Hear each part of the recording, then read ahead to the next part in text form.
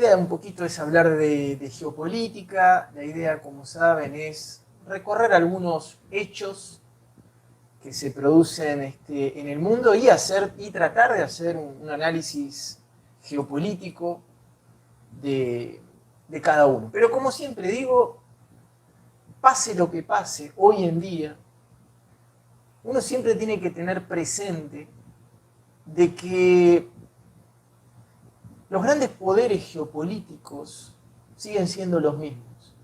Fíjense que esto lo decían las transmisiones del COVID, ¿sí? En la época del COVID, que aún con este sacudón del tablero geopolítico que representó el COVID, habíamos hablado de que era uno de los mayores golpes atestados y que había catapultado casi a la cima del poder geopolítico en el mundo al lobby de los agroquímicos, donde están incluidas las farmacéuticas. Incluso en ese momento habíamos dicho que los grandes poderes geopolíticos seguían siendo los mismos, seguían gobernando los mismos lobbies, el lobby de las armas, el lobby del narcotráfico, Estados Unidos, China, algo de la Unión Europea, el lobby financiero. ¿Sí? Habíamos dicho, digamos, que se mantenían lo que se llama en geopolítica, o a mí me gusta llamar, los grandes arcontes, ¿sí? Aquellos grupos de poderes que la mayoría, los seres humanos, no votamos de alguna manera.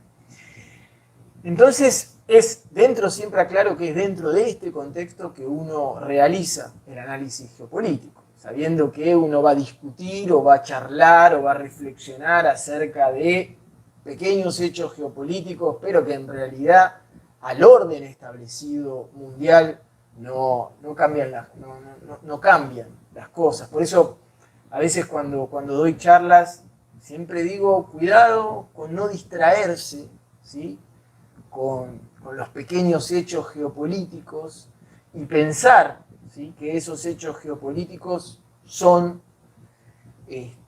los grandes acontecimientos, porque muchas veces uno se distrae por la actualidad nacional o por la guerra, fíjense el tema de la guerra en Ucrania, algunas elecciones presidenciales, etcétera, pero uno pierde a veces de foco los grandes paradigmas geopolíticos, esta guerra que se está produciendo entre viejos paradigmas geopolíticos y nuevos paradigmas geopolíticos. Bueno, hecha esta pequeña aclaración, vamos entonces a analizar algunas cosas que me parecieron interesantes, ¿sí? Por ejemplo, en agosto del 2022 pasó algo que pasó desapercibido generalmente cuando pasa algo en Arabia Saudita acerca de los derechos humanos.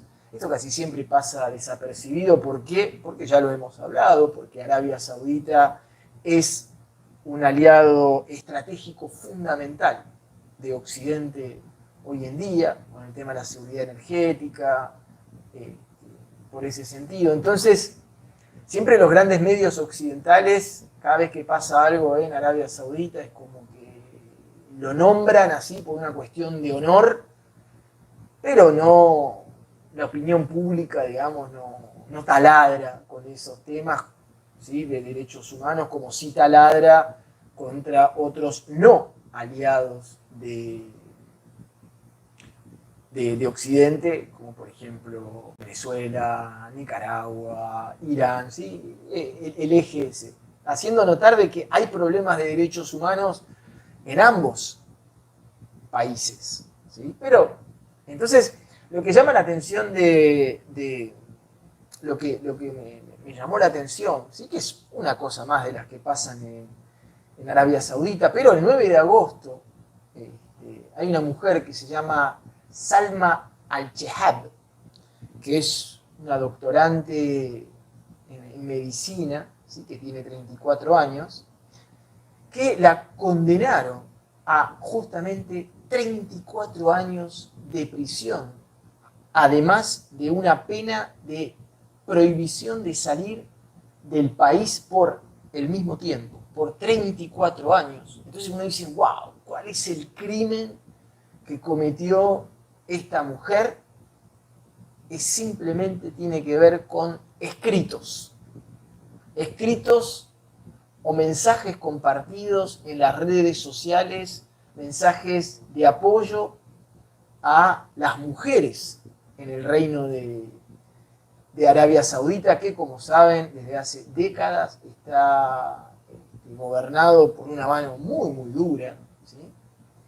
Hoy por el príncipe Mohammed bin Salman, como lo llaman, ¿sí? Entonces, fíjense como hechos así, que uno puede contarlos por centenares, miles de cosas que pasan en Arabia Saudita, pero vuelvo a repetir, acá no estoy diciendo de que Arabia Saudita son los malos ni los buenos. Acá lo que yo quiero hacer notar, una vez más, es la doble vara de la hipocresía occidental, ¿sí? Para cargar con todas las municiones mediáticas posibles a otros países en donde los derechos humanos podrían ser cuestionados, y en otros países cuando se trata de aliados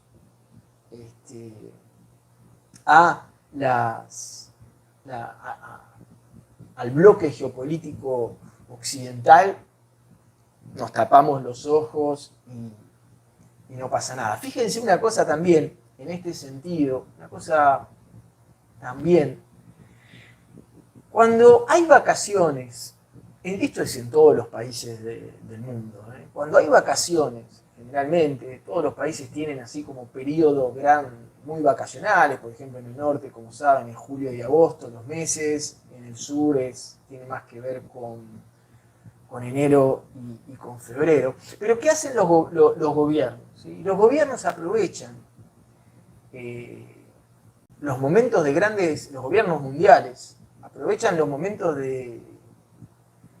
donde la opinión pública, digamos, la mayoría de los noticieros están de vacaciones, la mayoría de la gente está de vacaciones, quiere relajarse, entonces no mira tanto las noticias. Entonces, ¿qué aprovechan los gobiernos? Los gobiernos cualquiera de turno, cualquier ideología, esto es completamente transversal a esa vieja y yo creo que vencida dicotomía de que izquierda y derecha, como siempre decimos. Pero bueno, ¿qué hacen los gobiernos? Los gobiernos aprovechan para sacar los trapitos sucios, para hacer pasar leyes que saben que a la opinión pública le van a salir con los tapones de punta.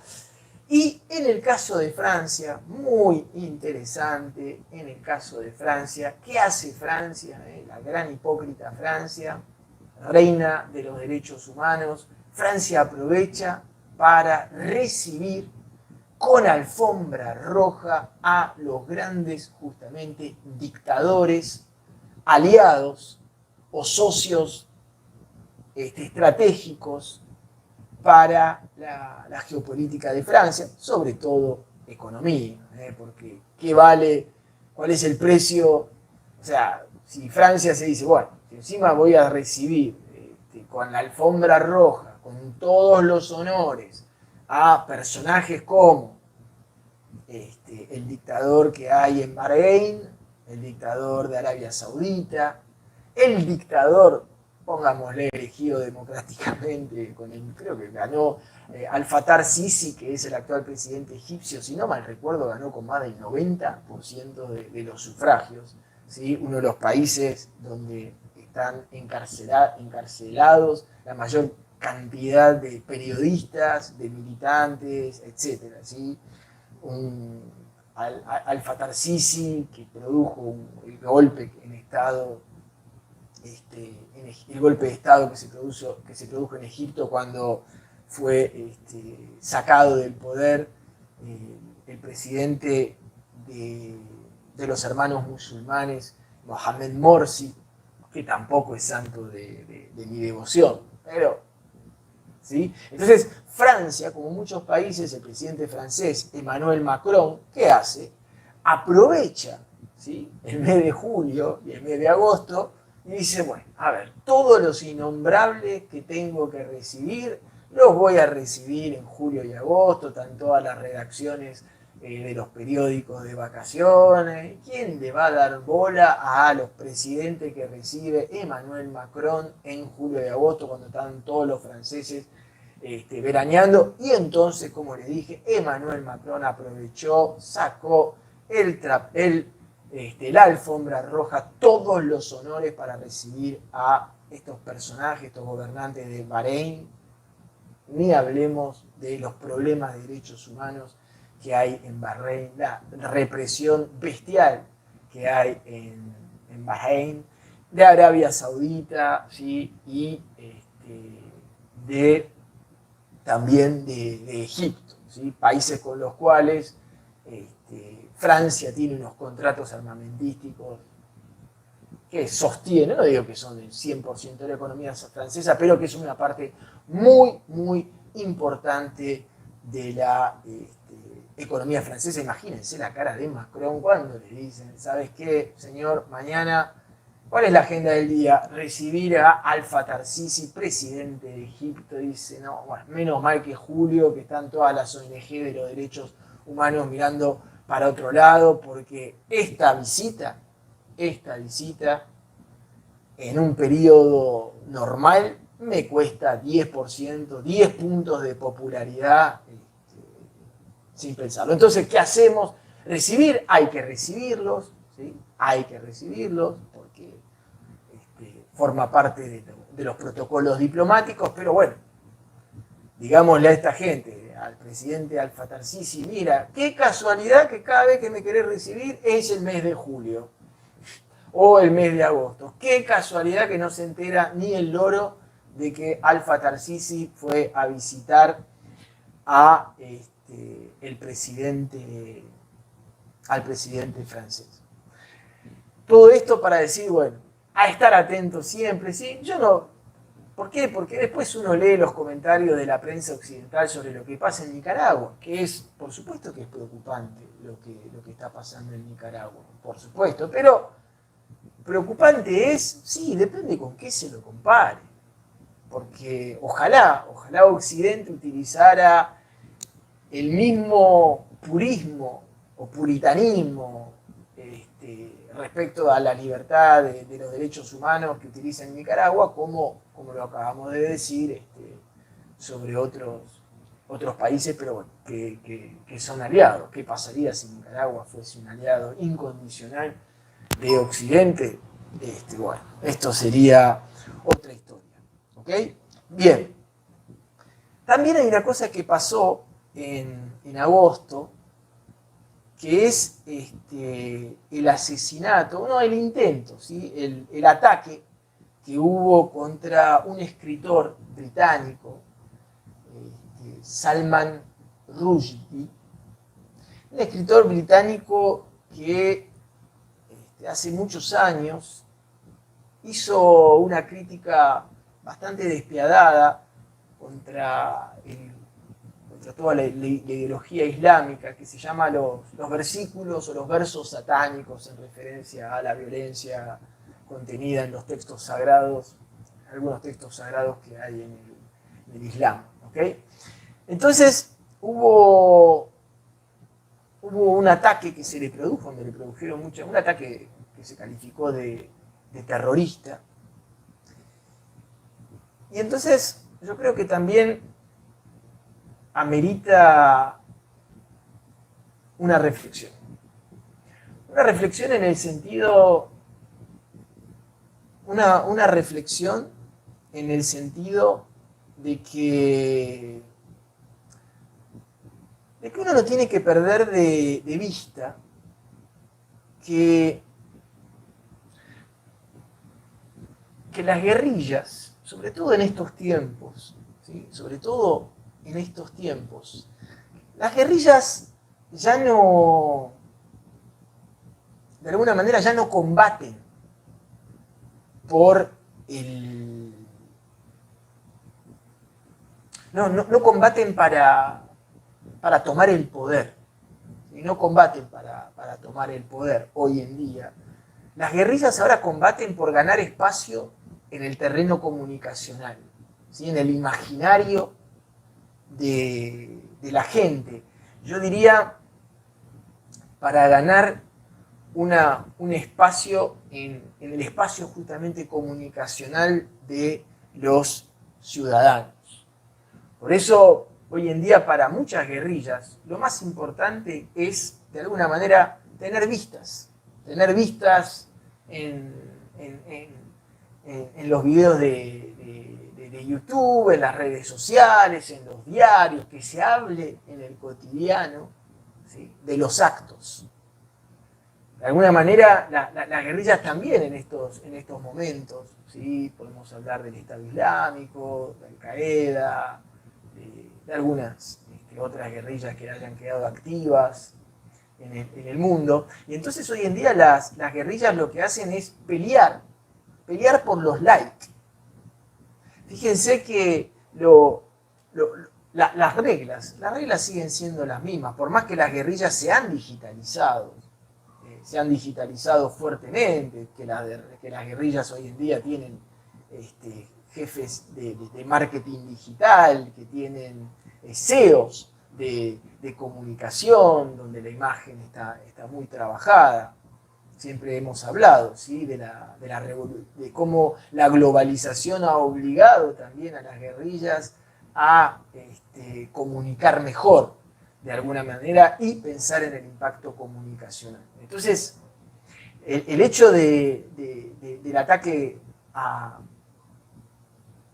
este escritor británico, fíjense que la idea, ¿sí?, sigue siendo la misma. El objetivo de una guerrilla, esté hablando de las guerrillas América Latina, de las guerrillas en Medio Oriente, de las guerrillas en el Sahara, el impacto, las reglas siguen siendo lo mismo. ¿Cuál es? Generar el mayor impacto comunicacional, llegar a la mayor cantidad de gente posible con los actos que cometen y generar el mayor tipo de pánico en el enemigo, en este caso en Occidente, en este caso como pasó en Francia con esa prensa satírica que es Charlie Hebdo, que hoy en día muchos periodistas que habían criticado fuertemente la ideología musulmana, que habían caricaturizado al profeta Mohammed, cuando en el Islam el tema de caricaturizar, simplemente de dibujar, pero encima en tono burlesco al profeta Mohammed, es una de las mayores herejías concebidas por un musulmán. Entonces, y ahí viene el gran debate. Entonces, si es una herejía para el Islam, tenemos que tener cuidado los occidentales a la hora de violar de alguna manera esos códigos. O sea, ¿quién se tiene que adaptar a quién? ¿El Islam se tiene que adaptar a Occidente? ¿Occidente se tiene que adaptar al Islam? ¿O hay que buscar un acuerdo, un punto medio?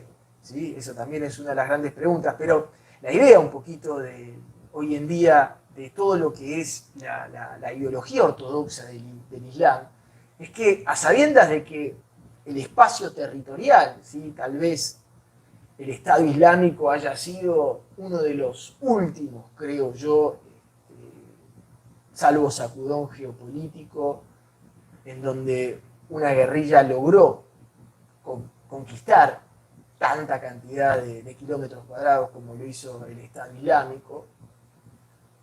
Entonces, ahora los kilómetros cuadrados que puede conquistar las guerrillas son en el ciberespacio, ¿sí?, en las redes, etc. Y esto que pasó con este escritor, muchos opinan que, bueno, la idea, ¿cuál es? La idea es generar pánico, ¿sí?, en todos los que critican al Islam, ¿sí?, saber que de alguna manera el mensaje es, donde estés, te vamos a ir a buscar. Y fíjense que este atentado se produce nada más y nada menos que en Nueva York, donde uno podría pensar uno de los sitios más seguros existentes. Entonces, también me pareció interesante como remarcar este intento de asesinato. Otra cosa interesante que pasó estos últimos tiempos, ¿sí?, es que los últimos soldados franceses de la llamada Operación Barkhane se fueron de Mali. Recordemos, hace algunos años hubo un intento de golpe de Estado en donde había un grupo armado que estaba por llegar peligrosamente a la capital, a una ciudad de Mali, en donde había muchos ciudadanos franceses. Entonces el Estado francés decide, como siempre, el comisario de África, ¿sí?, el gendarme de una gran parte de África. Recordemos que Francia, si ustedes miran en un mapa de África la cantidad de países francófonos que hay, ahí se van a poder dar cuenta lo que ha hecho Francia en África, que es una de las grandes, yo diría, uno de los grandes potenciales que tiene Francia, es en África, porque tiene el tema del idioma, la cultura, y cuando se reúnen, ¿sí?, las asambleas de países francófonos, en donde en realidad ahí el que habla es Francia y los países africanos están así, viendo cuánta plata le pueden sacar al gobierno, al presidente que esté de turno ahí francés. Pero cuando Francia, ¿sí?, interviene en Mali,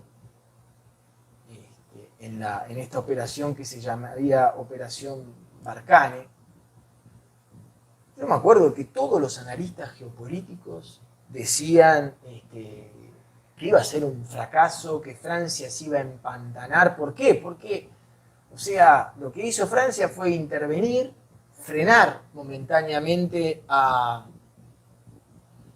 grupo armado que estaba avanzando, ¿sí? Fue recibido François Hollande, que era el presidente de turno en Francia, fue recibido como héroe. Y esto es un poco imagen de lo que pasó en Afganistán con Estados Unidos, ¿sí?, que las intervenciones militares son muy difíciles de sostener en el tiempo, porque las poblaciones se vuelven hostiles a que haya una potencia extranjera. Cuando aparezca una potencia, que tener en el gobierno una potencia extranjera. Imaginen, cada uno que está mirando esta transmisión, imagínense que ustedes van, no sé, por ejemplo, nosotros somos argentinos y todos los días cuando me voy al trabajo en el microcentro, ¿sí?, veo soldados de otro país manteniendo la seguridad de mi país. Imagínense la de historias que hay con estos soldados cuando van a los bares. Bueno, se empieza a crear un clima tan hostil que al final el discurso por ejemplo, de los grupos armados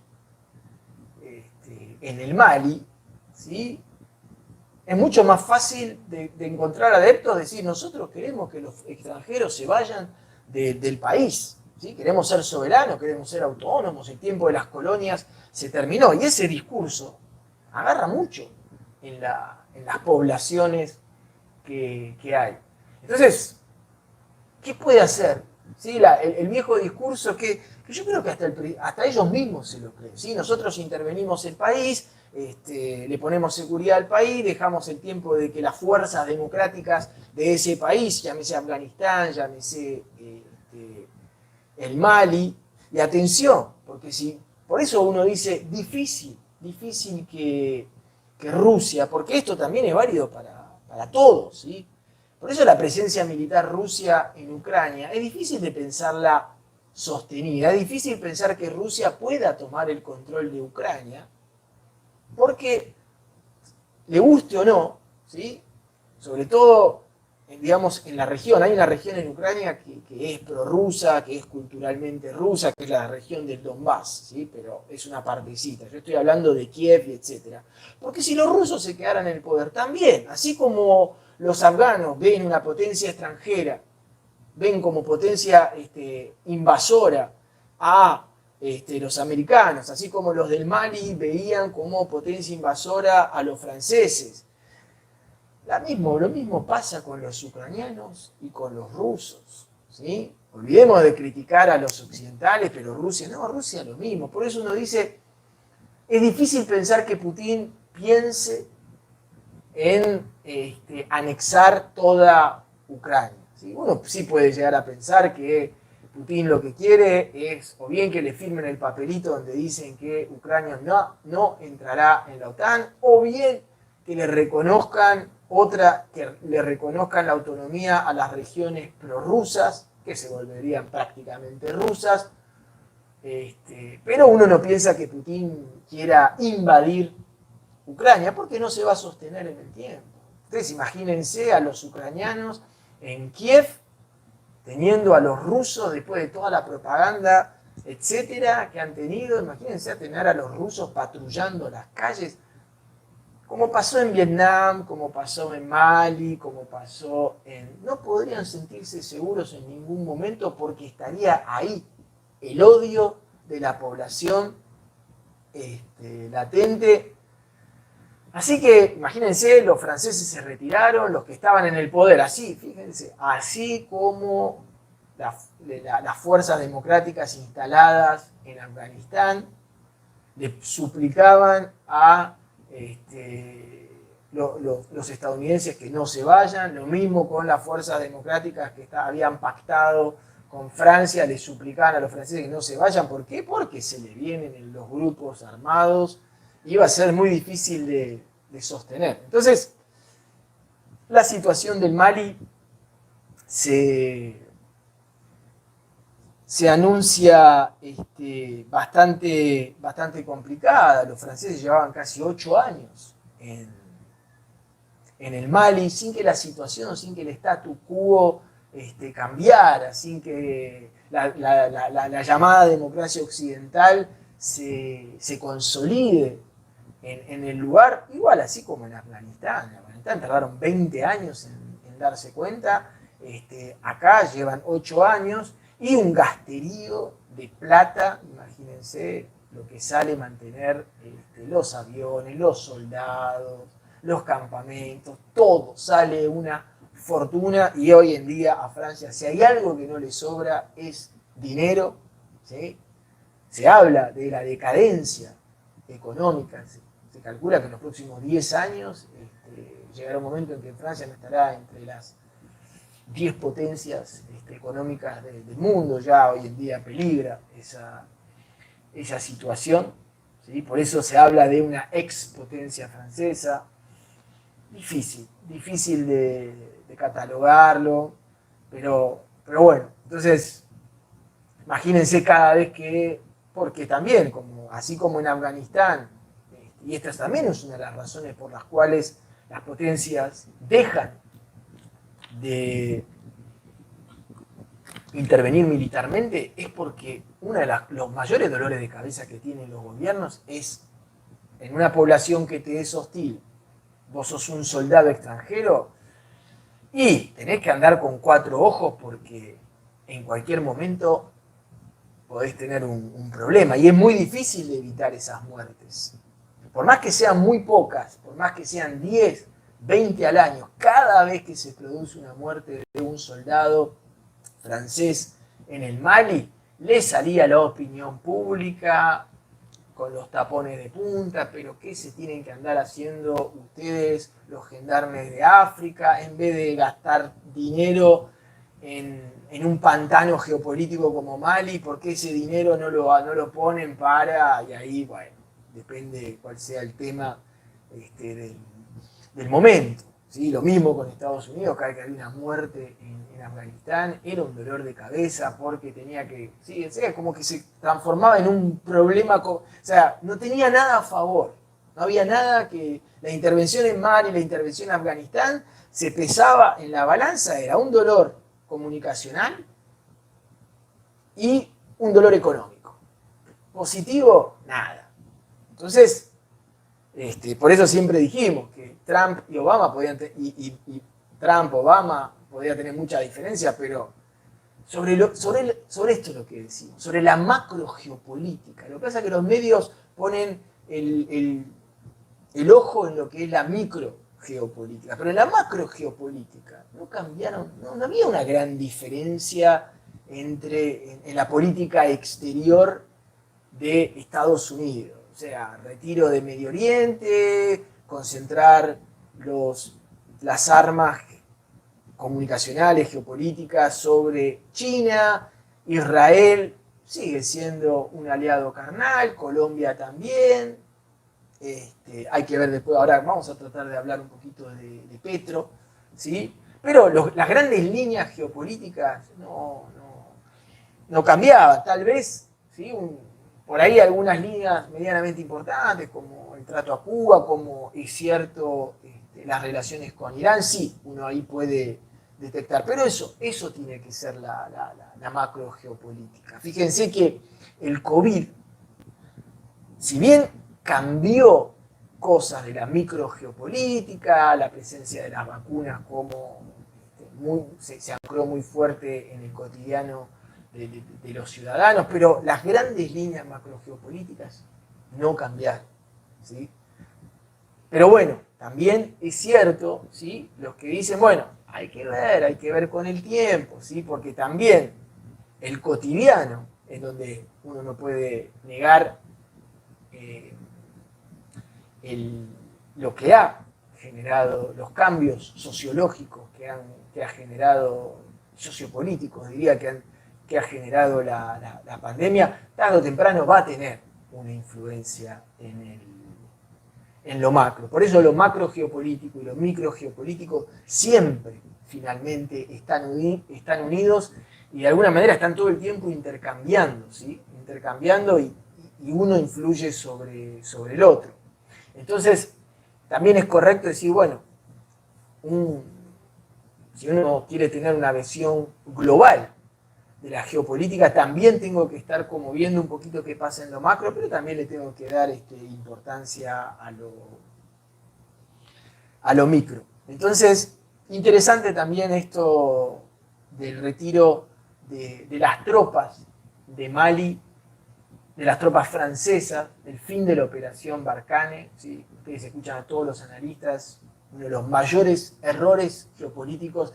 Para los franceses hay dos grandes errores en materia de estrategia militar. Es verdad que lo que se le critica al gobierno francés no es haber intervenido en Mali, es haber intervenido por tanto tiempo. Eso, podrían haber seguido 6 meses, que era exactamente el mismo que se vayan a abrazar. Rescataban a todos los ciudadanos franceses para no tener este problema comunicacional de que el Estado abandona a sus expatriados, como lo llaman hoy, pero listo, ¿sí? Como hizo Estados Unidos ahí en Afganistán, listo.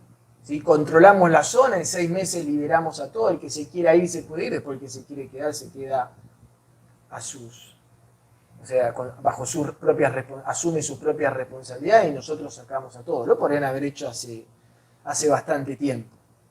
Bien, otra cosa que me pidieron de comentar es el tema de el resultado del referéndum para la aprobación o no de la Constitución, de la nueva Constitución, de la nueva Carta Magna, ¿sí? Recordemos que hoy Chile está regido por una Constitución que data de la época de Pinochet. Es muy fuerte eso, simbólicamente, para bien y para mal, pero que 30, 40 años después, ¿sí? Tu país siga regido por la Constitución de Pinochet, hay como dos cosas a tener en cuenta. O bien la Constitución de Pinochet fue un acierto, ¿sí? O bien el legado pinochetista forma parte de la identidad hoy chilena. me acuerdo que cuando yo estudiaba ciencias políticas y veíamos el derecho constitucional en América Latina, me acuerdo que yo tenía un profesor que cuando explicaba el derecho, todo el tema constitucional en Chile, cómo había una especie de parálisis casi ¿sí? para siempre en todo lo que era el statu quo del sistema político chileno a través de la Constitución. Yo me acuerdo que yo miraba, lo escuchaba el profesor y me parecía que me estaba diciendo, me estaba leyendo un cuento kafkiano, así, unos laberintos súper interesantes. ¿Sí? Yo creo que si te gusta Kafka y te gustan las ciencias políticas, te invito entonces a estudiar el sistema constitucional chileno porque te va a resultar muy interesante. ¿Sí? Los laberintos que hay es increíble. O también si te gustan los cuentos de Isaac Asimov, también te recomiendo porque tenés dobles cuánticos, tenés situaciones como que se pueden romper solamente a través de la geopolítica, de la metafísica cuántica. ¿Okay? Pero hablando ahora un poquito del rechazo a la Constitución, se veía venir, se veía venir. La verdad que fue una sorpresa por cuánto ganó el no a la Constitución. Yo creo que eso fue, a mí por lo menos, a mí me sorprendió. Me hubiese sorprendido mucho que gane el sí, lo veía como difícil. Entonces, la mayoría de los analistas me parece que se esperaba ahí como una victoria del no, pero nadie imaginaba por tanto. Eso también es cierto.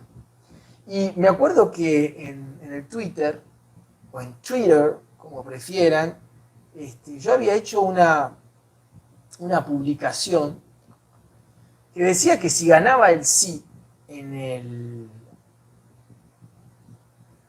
creo que la reflexión surgía después de haber leído un artículo del diario español El País, pero me acuerdo que la reflexión era que si ganaba el sí, se iba a dar como una extraña paradoja en Chile, ¿sí?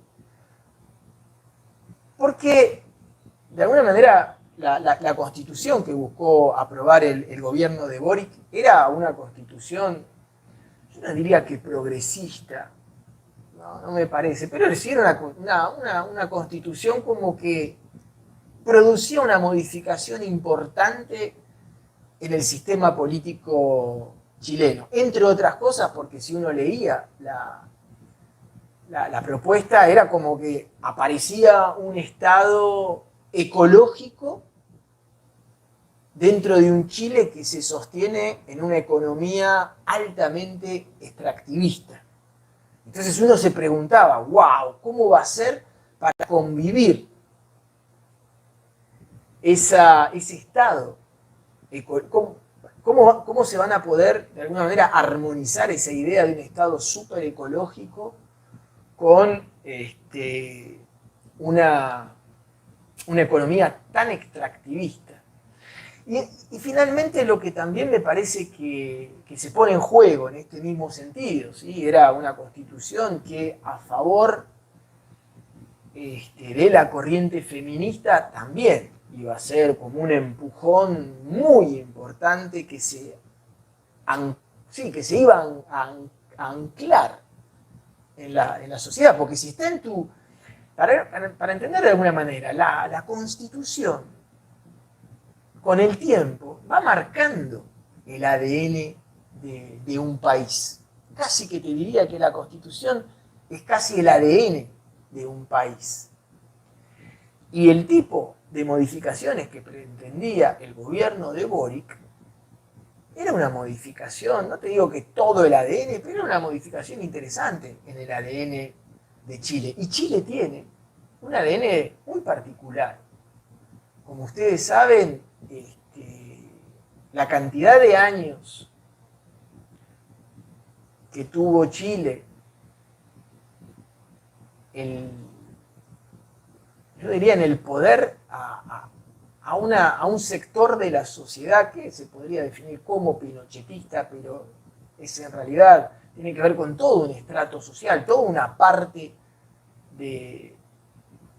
yo diría de un lobby, de uno de los lobbies, ¿sí? De un arconte, si prefieren, geopolítico dentro de Chile, uno de los arcontes, ¿sí? Quiere decir un grupo de poder con mucho poder decisional en un territorio, eso se le llama un arconte. Uno no puede negar, por ejemplo, el peso del arconte del lobby de las armas dentro de lo que es la geopolítica global, dentro de lo que es la geopolítica chilena.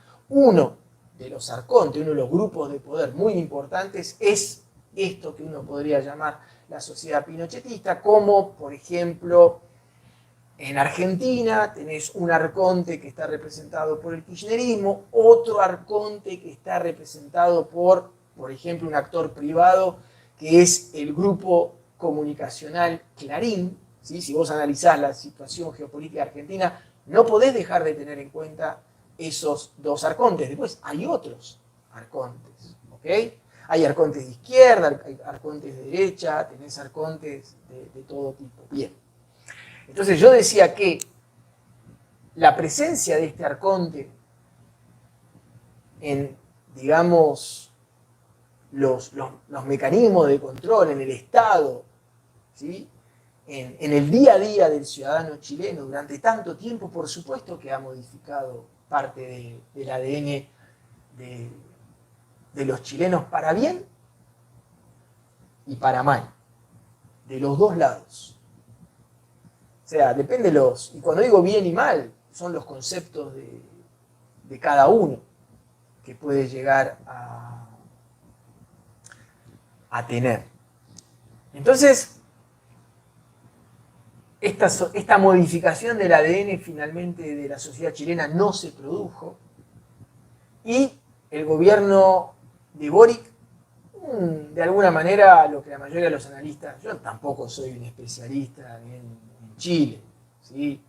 De hecho, creo que no me especializo en ningún país en particular porque es como el precio que tenés que pagar para tratar de ver y para tratar de analizar la geopolítica del mundo. Tenés que hacer ciertos sacrificios en microgeopolítica para poder hablar de macrogeopolítica, ¿sí? Hecha esa aclaración. Pero el gobierno de Boric, yo creo que una de las lecciones o una de las reflexiones es: no podemos ir con, como se dice en fútbol, sorry, siempre hago comparaciones con fútbol, así con los tapones de punta. No puedo ir así, con esta crudeza, con esto, ¿sí? Cambiamos completamente todo de golpe. Esto es totalmente personal. A mí, las modificaciones hechas por el gobierno de Boric, muchas me parecían como muy interesantes, pero, repito, yo, o sea, en Chile se ve que no era así. Entonces Boric va a tener que poner lo que hacen los franceses, que llaman mettre de l'eau au vin, que se quiere decir poner agua en el vino, ¿sí? Para que sea más tragable para que no sea tan fuerte. Van a tener que poner agua en el vino e intentar una modificación más light. Mucha gente pensó, bueno, qué lástima, porque ¿sí? A nivel, lo que me pareció interesante en las modificaciones de Boric fueron, primero, el tema ecológico. Me pareció muy interesante de que realmente haya una apuesta para el futuro. Entonces, todo el tema de que la ecología forme parte del ADN de cualquier gobierno me parecía interesante. Me parecía interesante también el tema de los pueblos originarios, ¿sí? Esto, si a alguno le interesa el tema del genocidio cultural que se produce en los pueblos originarios, busquen en YouTube, está gratis, una novela que escribí sobre ese tema que se llama La ciudad de los lobos blancos. Pongan La ciudad de los lobos blancos y le va a salir, donde detallo bastante el tema del genocidio cultural. Había unas cosas de los pueblos originarios que me parecían muy interesantes.